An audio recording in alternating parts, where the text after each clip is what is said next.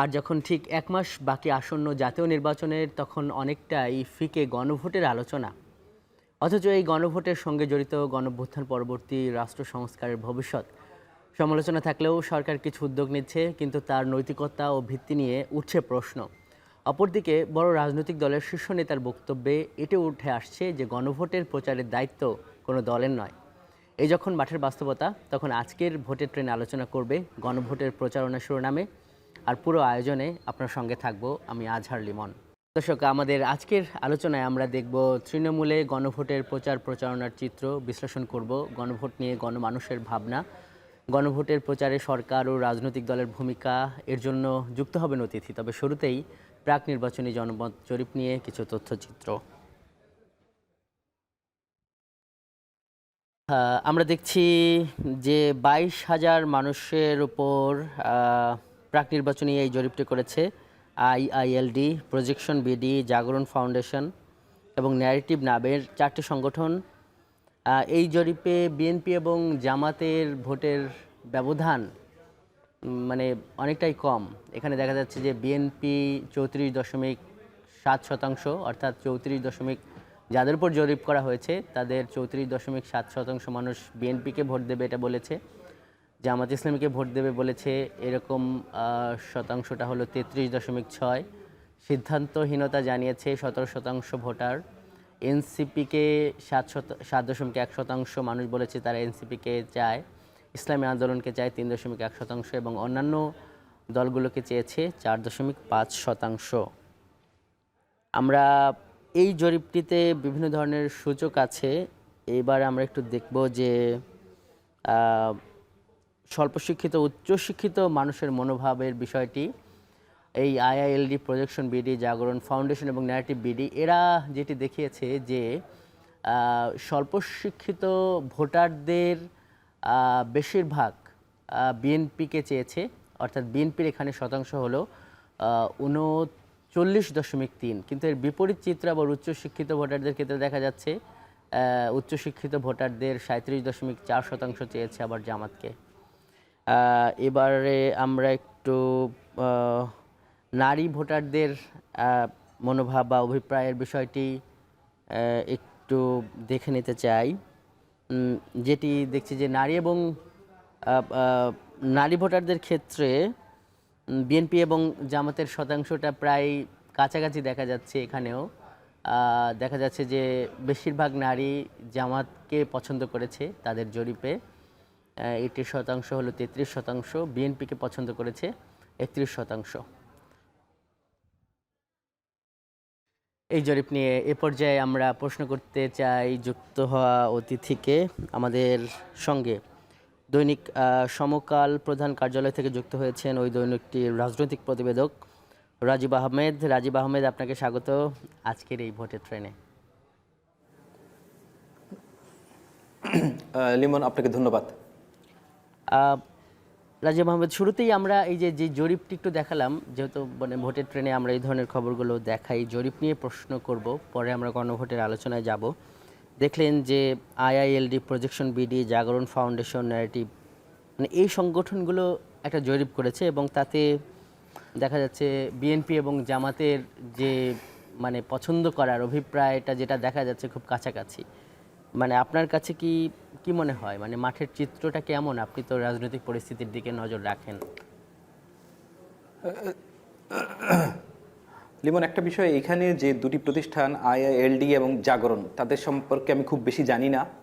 আর যে সংগঠনটি আরেকটি রয়েছে ন্যারেটিভ, আমি গতকাল এবং আজকে দেখলাম এই জরিপটা প্রকাশ হওয়ার পরে যে তারা 5টি ছাত্র সংসদ নিয়ে জরিপ করেছিল এবং তাদের জরিপগুলো মার্জিন অফ এরর যেটি থাকে 0 থেকে 1.5%, তাদের এরর এর চেয়ে কম ছিল। তার মানে তারা জরিপে বেশ এক্সপার্ট। কিন্তু আমি যেই ব্যাপারটি দেখতে পাচ্ছি, এখানে যে 18,000 স্যাম্পল নেওয়া হয়েছে 295টা আসনে, ঠিক আছে, 18,000 স্যাম্পল খুব একটা ভালো স্যাম্পল আপনার জরিপ করার জন্য। কিন্তু বাংলাদেশে নির্বাচন হয় 300 সংসদীয় আসনে ফার্স্ট পাস দ্য পোস্ট পদ্ধতিতে, এফটিটিপি পদ্ধতিতে। এফটিটিপি পদ্ধতিতে আপনি কখনোই বলতে পারবেন না কত শতাংশ ভোট পাওয়ার মাধ্যমে কেউ সরকার গঠন করতে পারে। এটার একটা ক্লাসিক এক্সাম্পল হচ্ছে আপনার 2018 সালের মালয়েশিয়া নির্বাচন। সেই নির্বাচনে আনোয়ার ইব্রাহিমের নেতৃত্বাধীন যে জোট ছিল, আমি যদি নাম ভুল করে না থাকি, পাকতান হারাপান, যে বিরোধী জোট 53% আসন পাওয়ার পরে, মানে 53% ভোট পাওয়ার পরে ওই নির্বাচন হেরে গিয়েছিল। 220টা আসনের মধ্যে তারা 72 সিকিউর করতে পেরেছিল 53% ভোট পেয়ে। 220-এর মধ্যে 72, তারা তাদের যে গভর্নমেন্ট ফর্ম করার জন্য 111, তার থেকে অনেক অনেক নিচে ছিল। আবার আমি আপনাকে কিছু বাংলাদেশের এক্সাম্পল দিই। গত 3 নির্বাচনের ডেটা, মানে 2008-এর নির্বাচনটার ফলাফল তো এইরকমই। 2008-এর নির্বাচনের ফলাফলের চেয়ে আমি আপনাকে ক্লাসিক দিই যে 2008-এ অনেক অ্যালায়েন্স হয়েছে। বাংলাদেশে অ্যালায়েন্স ছাড়া ইলেকশন হয়েছে 1996-এ, ঠিক আছে? ওই নির্বাচনটাতে আপনি দেখেন, ওই নির্বাচনে আওয়ামী লীগ 146টা আসন পেয়েছিল, 146। আওয়ামী লীগ 146টা আসন পাইছিল। এটার সঙ্গে বড় কথা হচ্ছে আওয়ামী লীগ 37.4 বা 6% ভোট পেয়েছিল, বিএনপি 33.6% ভোট পেয়েছিল। দুই দলের মার্জিন ছিল 3.8, আমি ভুল না করে থাকলে। ওই নির্বাচনে আপনি একটা জিনিস খেয়াল করে দেখবেন যে বিএনপি আওয়ামী লীগের চেয়ে 4% কম ভোট পেয়েছে এবং দুই দলের আসনের পার্থক্য হচ্ছে 30। আচ্ছা, 2001 সালে আসেন। 2001 সালে বিএনপি ভোট পেয়েছে 40.8, আওয়ামী লীগ ভোট পেয়েছে 40.2, 0.6% ভোটের পার্থক্য। কিন্তু দুই দলের আসনের পার্থক্য, বিএনপি 197 এবং আওয়ামী লীগ আপনার শুধু 62, মানে 135। এই নির্বাচনে মানে 2001 সালে 1%-এরও কম ভোটের কারণে 135 আসনের ব্যবধান। আগের নির্বাচনে 3.8% ভোটের কারণে ঠিক 30টি আসনের ব্যবধান। কেন এরকম ঘটলো? এটা ঘটার কারণ হচ্ছে ওই সময় 1996 এবং 2001 সালের নির্বাচনে ঢাকা, তখন তো ঢাকা একটা বিভাগ ছিল, ময়মনসিংহ ছিল না। ঢাকা বিভাগে তখন আসন ছিল 90। তো ওই 1996 সালের নির্বাচনে আওয়ামী লীগ এই 90টা আসনের মধ্যে 72 পাইছিল। মানে সে সারা দেশে যত আসন পাইছে 146, তার মধ্যে একাই সে অর্ধেক পাইছে ঢাকা বিভাগ থেকে। আচ্ছা, এবার আরেকটা মজার বিষয় হচ্ছে আমাদের এইবারের যে নির্বাচন, এই নির্বাচনে প্রত্যেক আসনের গড় ভোট হচ্ছে 4.25 লাখ, কিন্তু আপনি দেখবেন ঢাকা এবং ময়মনসিংহ অঞ্চলে এই গড় ভোট প্রায় 5.5 লাখ। ঢাকা ময়মনসিংহ অঞ্চলে ভোটার বেশি, শুধু একটু ফরিদপুরের দিকে ভোটার কম, আর বাকি সব জায়গায় ভোটার বেশি জনঘনত্বের কারণে। এবং অন্যান্য এই এলাকায় চর কম, এই এলাকায় নদীভাঙ্গন এলাকা কম, বর্ণ কম, এই কারণে এলাকায় জনঘনত্ব বেশি। তো ঢাকা এবং ময়মনসিংহ এলাকায় এবার আসন 94। এইখানে যারা জিতবে দেখবেন তাদের ভোটের পার্সেন্টেজ স্বাভাবিকভাবে বৃদ্ধি পাবে। আমি আবার আপনাকে ফিরে নিয়ে যাচ্ছি 2001 সালে। 2001 সালের নির্বাচনে আওয়ামী লীগ সারা দেশে 62 সিট পেয়েছিল। 62 সিটের মধ্যে সে সারা দেশে খারাপ করলেও এই ঢাকায় সে সিট পেয়েছিল 46, মানে আউট অফ 90-তে 46 সিটকে ঢাকায় সিকিউর করেছে। ঢাকায় সিকিউর করার কারণে ঢাকায় ভোটার বেশি, এখানে ভোট সে বেশি পেয়েছে। তারপরে ফাইনালি নির্বাচন রেজাল্ট যখন হয়েছে, আউটকাম আসার পরে দেখা যাচ্ছে যে সে ভোট পেয়েছে 40.2। এখন অন্যান্য অঞ্চল যেখানে ভোটার কম, যেমন উত্তরবঙ্গ, খুলনা, বরিশাল, চট্টগ্রাম, ডেনসিটি কম তুলনামূলকভাবে। কুমিল্লা এলাকায় ডেনসিটি বেশি, ব্রাহ্মণবাড়িয়া এলাকায় ডেনসিটি বেশি, এই দুইটা জেলা বাদ দিলে অন্যান্য জায়গায় ডেনসিটি কম, সেইখানে বিএনপি জয় পেয়েছে। এই কারণে বিএনপির ভোটের হার কম। তো ট্রেডিশনালি ঢাকা এবং ময়মনসিংহ অঞ্চলে জামাতের কখনোই নির্বাচনে ভালো করার কোনো নজির নেই। জামাত 1991 সালে সর্বশেষ রাজবাড়ী 2 আসনে জয়ী হয়েছিল। আচ্ছা, এছাড়া ঢাকায় বর্তমানে যে আপনার 94টি আসন রয়েছে ঢাকা ময়মনসিংহ মিলিয়ে, এই 93টি আসনে জামাত কখনোই জয় পায়নি। তো জামাত কি ওভারনাইট এই সমস্যা কাটিয়ে উঠবে? আবার আরেকটা বিষয় হচ্ছে যে এই বিএনপি যতই ভালো ফল করুক, বিএনপি কখনো ঢাকায় কিন্তু ডোমিনেট করতে পারেনি, ঢাকা ময়মনসিংহ রিজিয়নে। যেমন 2001-এ তার এত বড় ভিক্টরির পরেও তার ঢাকায় আসন ছিল 40 বা 41, আওয়ামী লীগের চেয়ে কম, লেস দেন আওয়ামী লীগ। তার মানে হচ্ছে, মানে এবার দেখেন তার মানে কি আপনি বলতে চাচ্ছেন যে এই যে জরিপটি হলো, এটার সাথে আসলে মাঠের বাস্তবতার মিল নেই, নাকি এই যে প্রত্যক্ষ নির্বাচনের যে পদ্ধতি সেইটার ফলাফলকে মানে ডিটারমাইন করবে বা সেটার ফলাফলকে নির্দেশ করবে এই ধরনের জরিপ, সেটা বলা যায় না। কোনটি বলতে চাচ্ছেন? আমি এই জরিপকে ডিনাই করছি না, কিন্তু আমি বলছি যে আমাদের যে নির্বাচনী ব্যবস্থা আসন ভিত্তিক এবং এফটিটিপি এইরকম জরিপ আপনি সারা দেশে 18,000 মানুষের উপরে 64 জেলায় জরিপ করে আপনি এভাবে পাবেন না। আপনাকে জরিপ যদি আপনি একুরেট রেজাল্ট পেতে চান, তাহলে যে জরিপের যে ম্যাথোডোলজি আছে সেই ম্যাথোডোলজি মেনটেন করে আপনাকে 300 আসনের জরিপ করতে হবে, তখন আপনি বুঝতে পারবেন কে কত 300 আসনে আলাদা আলাদা। কিন্তু আমরা রাজীব আপনার কাছে একটু ছোট করে জানতে চাই যে এই যে ধরেন মানে যারা জরিপ করছে মাঠে, তাদের তো মোটামুটি একই মানে একই মেথড অনুসরণ করে করছে, সেই ক্ষেত্রে কেন আলাদা আসে? যেমন ধরেন প্রথম আলো যে জরিপটি করেছিল তার আরেকটা সংস্থার সঙ্গে, সেখানে দেখা গেল যে বিএনপির ভোট হলো 66%, জামাতের 26%। আবার এটাতে দেখা যাচ্ছে যে বিএনপি আর জামাত কাছাকাছি, মানে এরকম কেন হয়? দেখেন, প্রথম আলোর যে জরিপের যে স্যাম্পল সাইজ 1261 খুবই স্যাম্পল সাইজ বাংলাদেশকে বোঝার জন্য, এটা খুবই স্যাম্পল সাইজ। তো আমি এটা নিয়ে মন্তব্যই করতে চাই না। আর আজকের যে জরিপের স্যাম্পল সাইজ দেখেন, ন্যারেটিভ অতীতে 5টা সংসদ নির্বাচনে তাদের জরিপের ফলাফল একুরেট হয়েছে, এই কারণে আমি তাদেরটা নিয়ে আলাপ করতেছি, বাকিদের নিয়ে আলাপ করতে চাই না। কিন্তু দেখেন যে ছাত্র সংসদগুলোতে যে নির্বাচন হয়েছে এটা কিন্তু একটা সিঙ্গেল কনস্টিটুয়েন্সি, মানে একটা এলাকা। এইখানে ভোটারের প্যাটার্ন হচ্ছে 4-5 রকমের ভোটারের প্যাটার্ন। ন্যাশনাল নির্বাচনে, জাতীয় নির্বাচনে আপনি 300 কনস্টিটুয়েন্সিতে ভোট হবে। তো আপনি যদি কুমিল্লার 1000 লোকের মতামত নেন, 1000 বা সাতক্ষীরার 1000 লোকের মতামত নিয়ে কিন্তু আপনি সারা দেশের চিত্র পাবেন না। এবং প্রথম আলোর যে জরিপের কথাটি বলছেন, সেখানে কিন্তু 5টি শহর এলাকা এবং 5টি গ্রামীণ এলাকা আপনি জরিপের আওতায় এনেছেন এবং ডিভিশন ওয়াইজ। এই কারণে ওইটা দিয়ে মানে 10টি এলাকা দিয়ে গোটা বাংলাদেশকে 10টি কনস্টিটিউয়েন্সি দিয়ে গোটা বাংলাদেশকে বুঝতে চাওয়ার চেষ্টা করলে আপনি ভুল হবেন, এক নম্বর বিষয়। আর 2 নম্বর বিষয় যেটি হচ্ছে, আওয়ামী লীগ মাঠে না থাকার কারণে আওয়ামী লীগের ভোটাররা শেষ পর্যন্ত কী করবে, তারা কোন দিকে কনভার্ট করলো বা তারা ইতিমধ্যে কনভার্ট করেছে কিনা, এইগুলো হচ্ছে এবারে নির্বাচনের জন্য সবচেয়ে গুরুত্বপূর্ণ বিষয়। কারণ এই ডেটা আমাদের কারো কাছেই নেই। আপনি যদি কোনো সংস্থা ধরেন প্রতি আসনে 300 আসনে 100 লোকের উপরে 30,000 মানুষের উপরেও জরিপ করে বা 50 জন মানুষের উপরে জরিপ করে 15,000, তাহলেও ওইটা অনেক বেশি কার্যকর হবে। আপনি যে পার্সেন্টেজের নাম্বার বলতেছেন, এই number of percentage, number of voter, এটা খুব বেশি ফাইনালি ম্যাটার করবে না। রাজীব আহমেদ, আপনি থাকুন, আমরা একটু বিরতি থেকে ঘুরে আসি। দর্শক, একটি বিরতিতে যাচ্ছি, সঙ্গে থাকুন আপনিও। RICL TMX, যুগের পর যুগ স্থাপনা থাকে মজবুত। VRM প্রযুক্তির RICL TMX। বিরতির পর স্বাগত, দেখছেন ভোটের ট্রেন। আজকে আমরা কথা বলছি গণভোটের প্রচারণা এই শিরোনামে। এ নিয়ে আমাদের সঙ্গে যুক্ত আছেন একজন রাজনৈতিক প্রতিবেদক। তার সঙ্গে আলোচনায় যাবার আগে চলুন জেনে নেই গণভোট নিয়ে মাঠের চিত্র।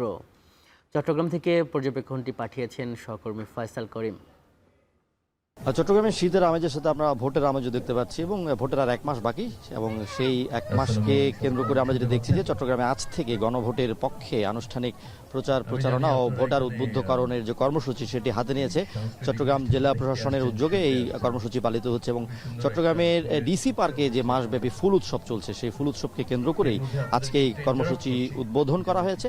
হাজার হাজার মানুষ কিন্তু এই ডিসি পার্কে আসছে এবং সেটিকে আসলে কেন্দ্র করেই আমরা দেখছি যে জেলা প্রশাসন প্রচুর গণভোটের প্রচারণা চালাচ্ছে, গণভোটের বার্তা পৌঁছে দিচ্ছে এবং এই কার্যক্রমের আনুষ্ঠানিক উদ্বোধন করেছেন প্রধান উপদেষ্টার আন্তর্জাতিক বিষয়ক বিশেষ দূত লুৎফে সিদ্দিকী, এবং তিনি কিছুক্ষণ আগে এটির উদ্বোধন করেছেন এবং তিনি বলছেন যে গণভোটকে নিয়ে মানুষের মধ্যে প্রচুর উৎসাহ যেমন আছে, আগ্রহ যেমন আছে, তেমনি আরও যাতে এটিকে নতুন মাত্রা দেওয়া যায় সেটির কারণে চট্টগ্রামের বিভিন্ন প্রান্তে কিন্তু ভোটের যে সুপার কারাভান সেটি যেমন পৌঁছে দেওয়া হবে, পাশাপাশি নানা ধরনের প্রচারণা চালানো হবে, বিভিন্ন ধরনের টিভিসি চালানো হচ্ছে, আঞ্চলিক গান চালানো হচ্ছে এবং আমরা দেখেছি কিছুক্ষণ আগে স্টেজে এক ধরনের বর্ণিল সাংস্কৃতিক আয়োজন ছিল। এবং সবকিছুকে আসলে সবকিছুর মধ্য দিয়ে এই সরকার চাইছে বা চট্টগ্রামের জেলা প্রশাসন চাইছে গণভোটের যে বার্তা, গণভোটের যে সংস্কার প্রস্তাবনা, সেগুলোর যেই মূল অর্থ বা মূল যেই বার্তা সেটি পৌঁছে দেওয়ার জন্য। এবং আমরা দেখেছি মানুষের মধ্যে অনেকে এখানে আসছেন, তারা গণভোট নিয়ে আজকে প্রথমবারের মতো যেমনি জানতে পারছেন অনেকেই আছেন,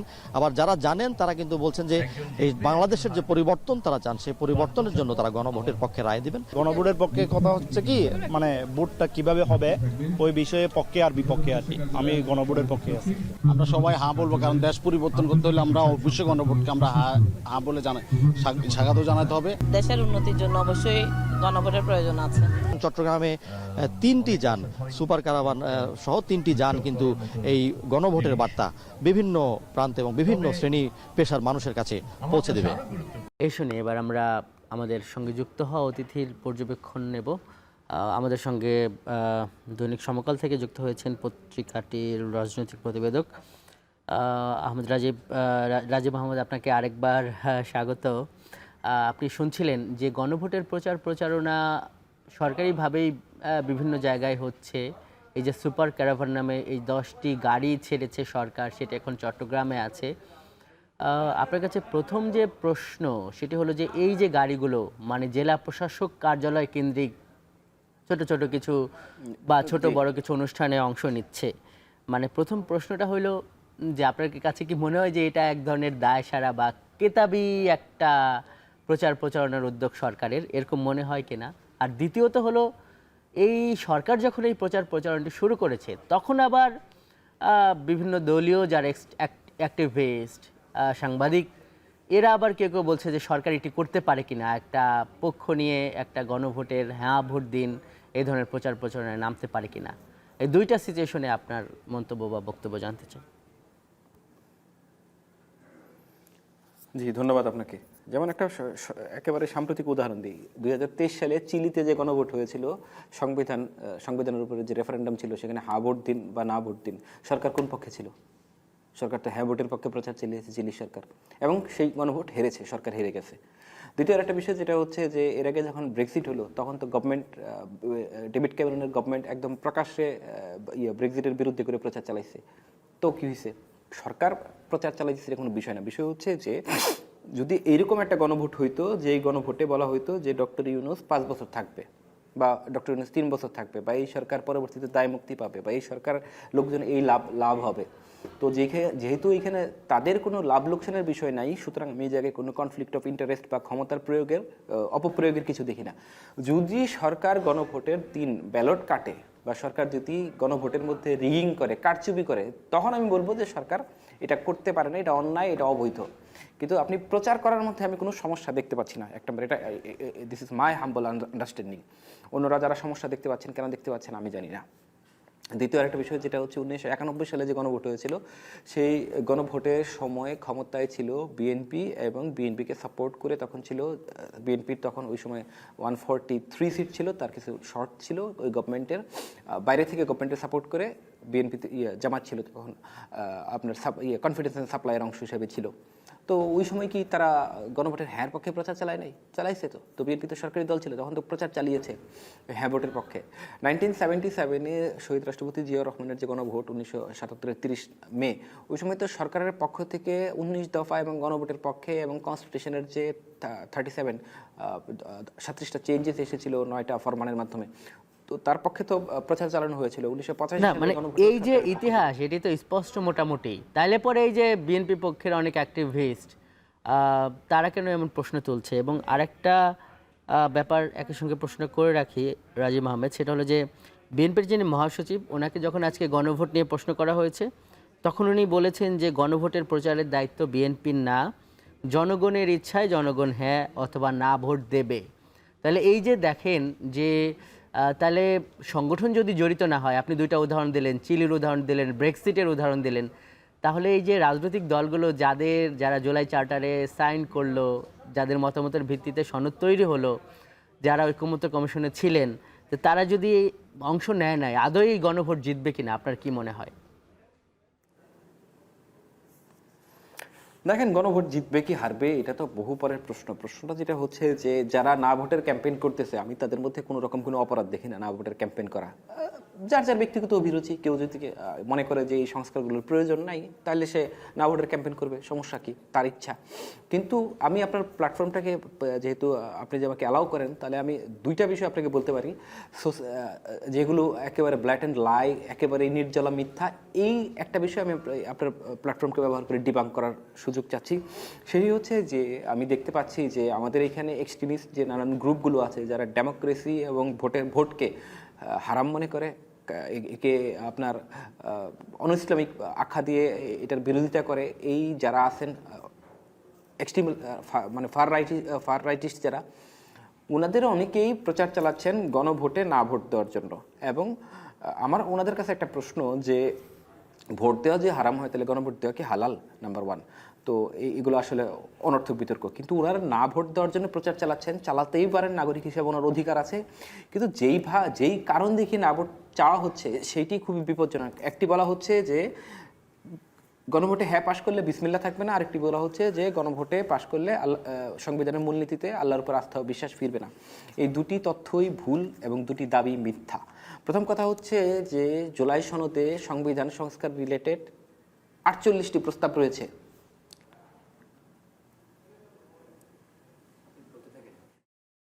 জি, রাজীব আহমেদ আপনি থাকুন, আমরা আরেকটি বিরতি থেকে ঘুরে আসি। দর্শক, যাচ্ছি একটি বিরতিতে, সঙ্গে থাকুন।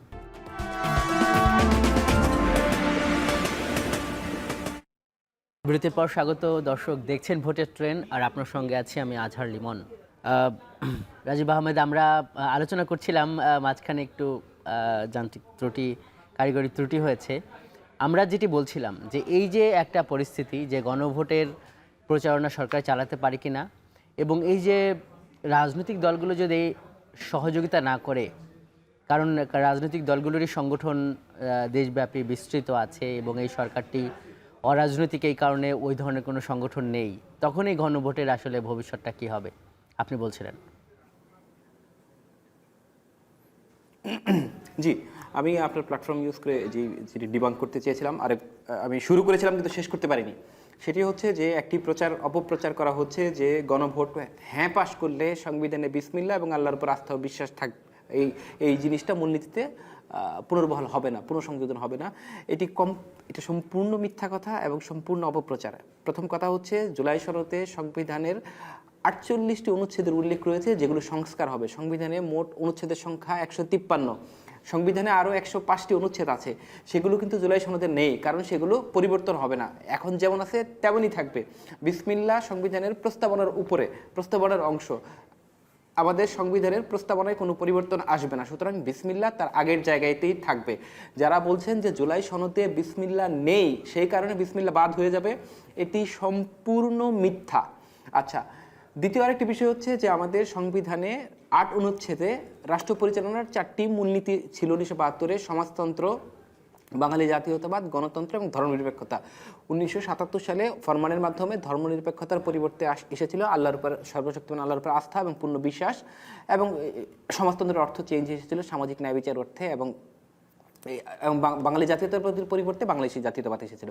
1979 সালে সেটি পার্লামেন্ট রেটিফাই করে। 2011 সালে পঞ্চদশ সংশোধনীর মাধ্যমে আল্লাহর উপর আস্থা এবং বিশ্বাসকে বাদ দিয়ে আবার ধর্মনিরপেক্ষতা পুনর্বহাল করা হয়।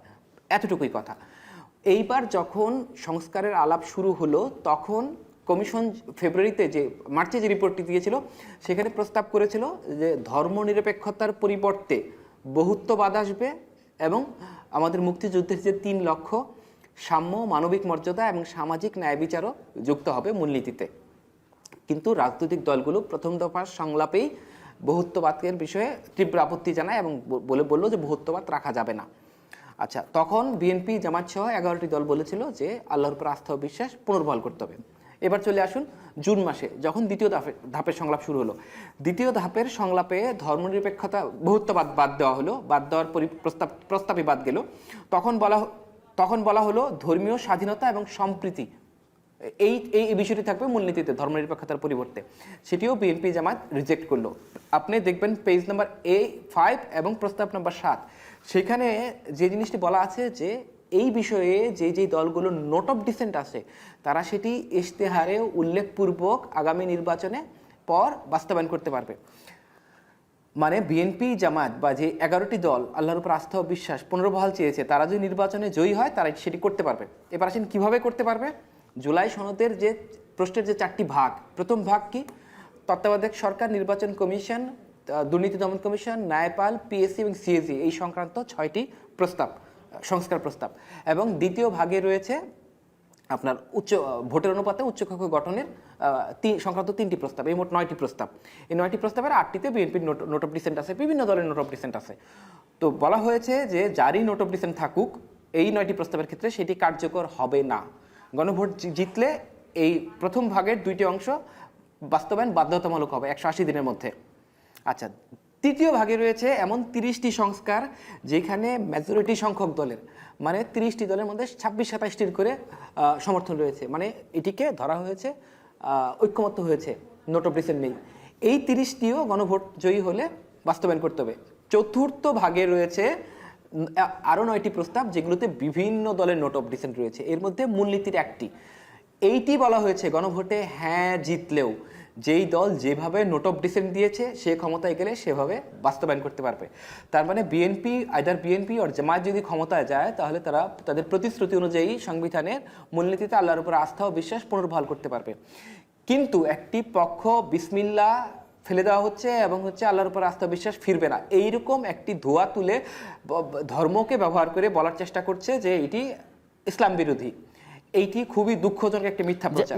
কিন্তু রাজীব আহমেদ, প্রশ্নটা হলো এই যে একটা পক্ষ অপপ্রচার চালাচ্ছে, হ্যাঁ, তাহলে সেগুলো ডিবাঙ্ক করার জন্য সরকারি কোনো উদ্যোগ আছে কিনা? এই যে একটা 10টা গাড়ি সারা দেশে ছেড়ে দিল,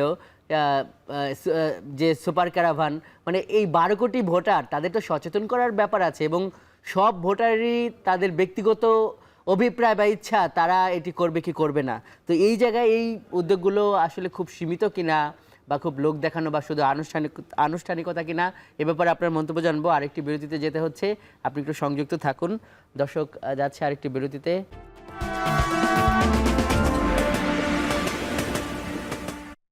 বিরতির পর শেষবারের মতো স্বাগত। দেখছেন ভোটের ট্রেন। আমাদের সঙ্গে যুক্ত আছেন একজন অতিথি, দৈনিক সমকালের রাজনৈতিক প্রতিবেদক রাজীব আহমেদ।